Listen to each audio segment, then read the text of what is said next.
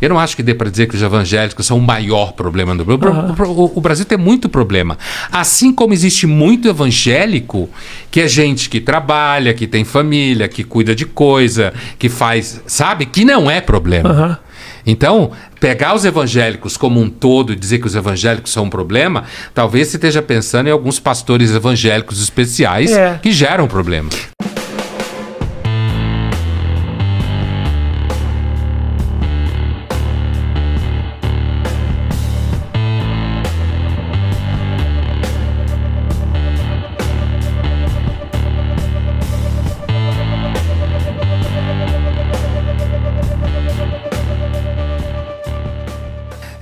Mas esse núcleo evangélico na população brasileira representa duas coisas que dá medo em muita gente. Conservadorismo moral, em termos de comportamento.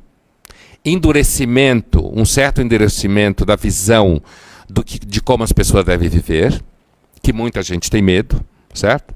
Quando eu digo essa muita gente, é principalmente gente que circula pelo mundo da inteligência, que produz conteúdo, que vocês leem, veem na televisão ou ouvem na faculdade, né?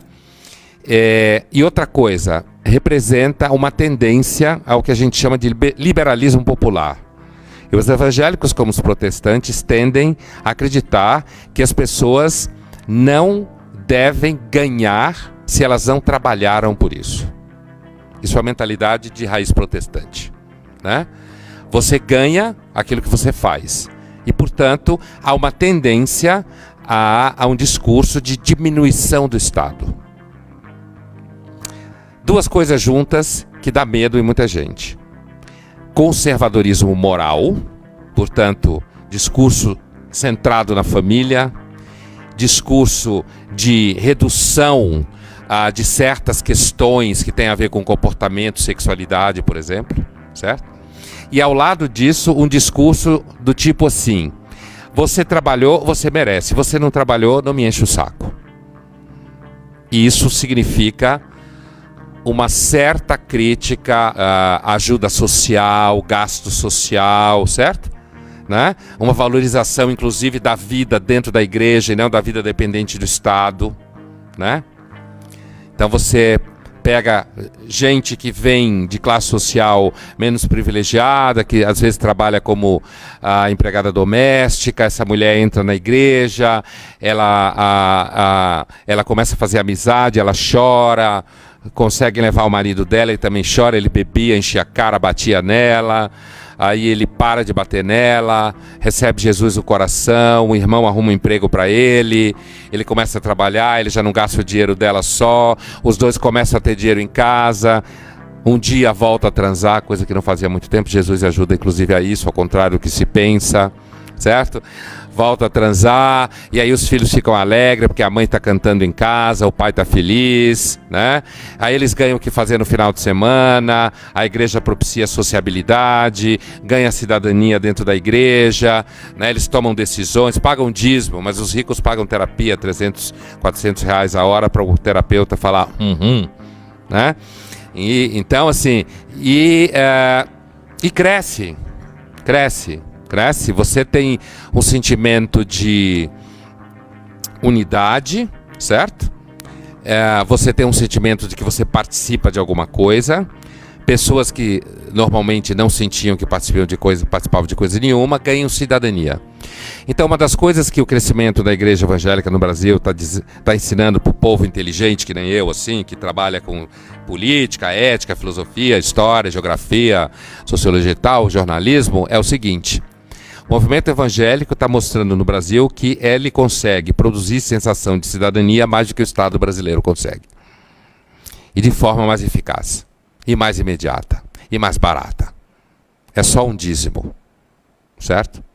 E você recebe, em troca disso, amizade, sentido, vínculos, um equilíbrio familiar, né? Tudo que as pessoas querem na verdade. A ideia de que Deus criou a humanidade por amor é uma interpretação muito específica do cristianismo, né? A rigor, a gente não tem a mínima ideia porque Deus criou a humanidade, porque Deus tem tudo. Ele é super poderoso, não precisa de nada. E nem sempre as religiões, como eu dizia no começo, na sua origem, oferecem esperança. Às vezes ofereciam esperança no nível da barganha. Eu sacrifico essa pessoa ou esse animal em troca, vê se você não deixa a gente morrer tanto de fome. Né? Então, a relação entre religião e otimismo é uma relação histórica em alguns momentos e mais recentemente, digamos 2000 anos, e principalmente no último século, a religião precisa ser otimista, porque se ela não for, ela não atrai. Ninguém hoje quer papo de alguém que diga, você é pecador, você vai para o inferno. Não, você quer ser feliz, né?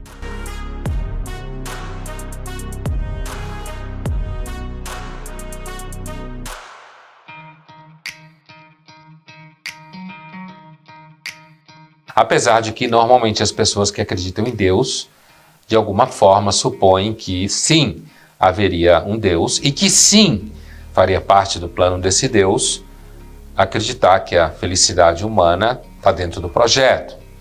Porque na realidade a religião, Deus é uma espécie de combo. Adianta muito pouco você acreditar em Deus ou similares, se isso não significar de alguma forma que em algum momento você para de sofrer, né? Mesmo que você não pare de sofrer aqui, muitos acreditam que você vai parar de sofrer no além, em algum momento. Em algum momento essa agonia acaba.